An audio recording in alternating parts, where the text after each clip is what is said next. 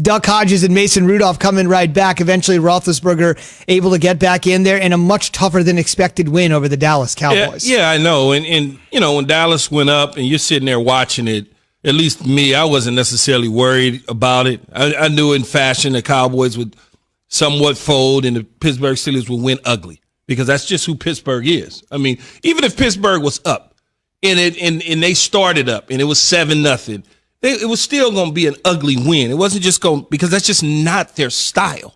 Their style is just hard, rugged, tough, and they win by a few points. They don't blow people out. I mean, it's just not who Pittsburgh is. And so, Dallas Cowboys, to their credit, they played as hard as they could. They fought as hard as they could.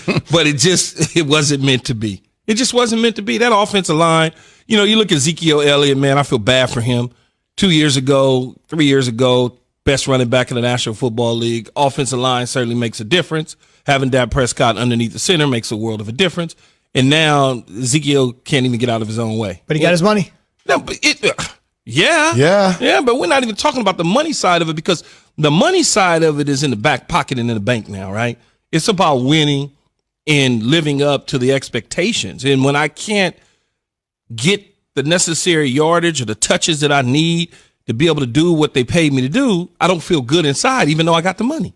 That's the way athletes are. We got our money. We good. Now let me ball the same way I ball to get the money. Let me ask you as a fan, though, just as a fan, is it the idea that simply if you got Garrett Gilbert back there, I mean, I guess I don't have to be Dick LeBeau to realize you rush everybody at Garrett Gilbert, and as a result, what's Ezekiel Elliott going to do? I mean, it still doesn't feel good, though. It doesn't matter who the quarterback is. When you paying me this type of money, I want to contribute and I want to be a part of it. I don't want to just wear a jersey. I mean, that's how, at least from my perspective, the athletes think. Well, I would say this. That's fair to say. It's time for Straight Talk, brought to you by Straight Talk Wireless. The Cowboys might be America's team. Ben says the Steelers are something else. I'm not trying to take any shots at anybody, but if you didn't know who America's team was, you should have seen the stands and all the terrible towels. Dallas may be America's team, but we'll be the world's team because we got fans everywhere and they're the best in the world. Straight Talk Wireless, no contract, no compromise. You sort of said that last week. Look out for the terrible towels. Absolutely. I knew that. Everybody knows that. Pittsburgh Steelers fans travel all over the world. I don't know where they come from, but they travel all over the world. Between the Cowboys, the Raiders, and the Steelers, you see them everywhere. I mean, if you go through the airports before we got to the pandemic on the weekends when we would travel back and forth to ESPN, you go through the airport on a Friday night or a Saturday, full of Pittsburgh Steelers fans going somewhere to a damn game.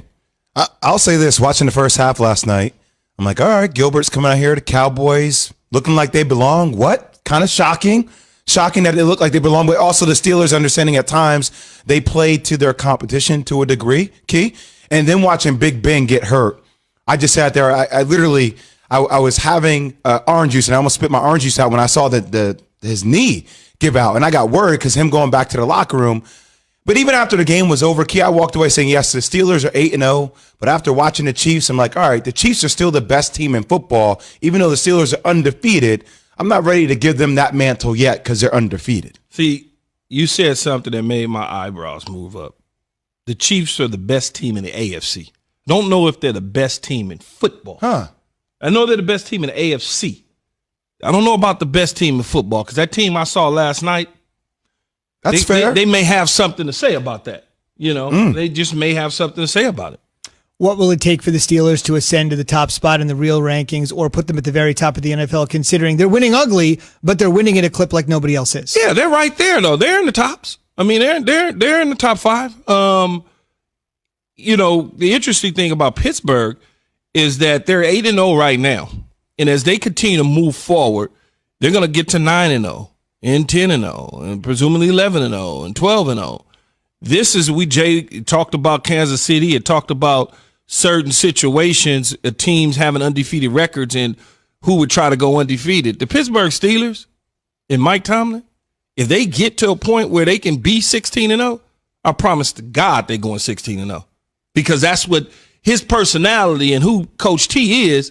It's like, okay, this is what it is. We gonna push it to 16-0. So if they get to 13-0 or 12-0, that pressure to go 16-0 is going to be on them, but they're going to relish it because that's something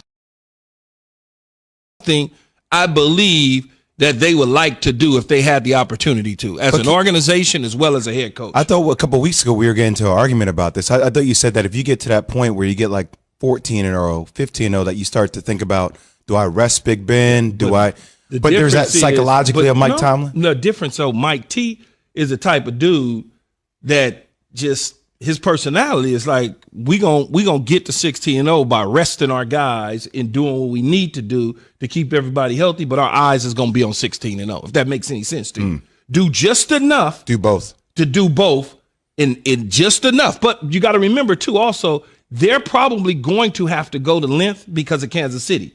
Kansas City has one loss, and Kansas City right now is in the second place. So, therefore, with this new divisional conference deal, there's not two byes. There's only one bye. So the undefeated team or the team with the one loss gets that bye. Right now, the undefeated team is Pittsburgh. So Pittsburgh's got to go all the way to be able to get the first bye.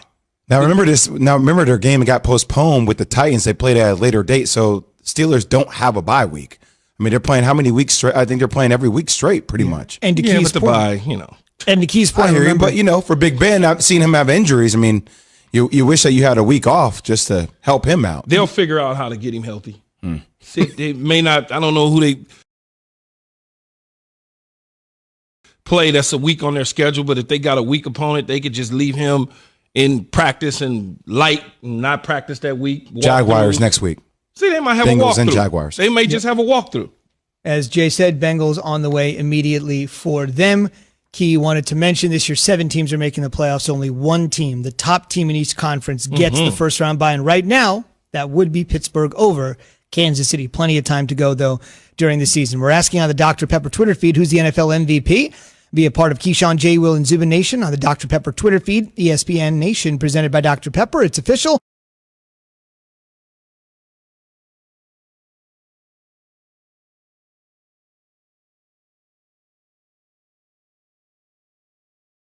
College football's back, so is your favorite Dr. Pepper loving college football town, Fansville. Head to a store near you to treat your inner college football fan to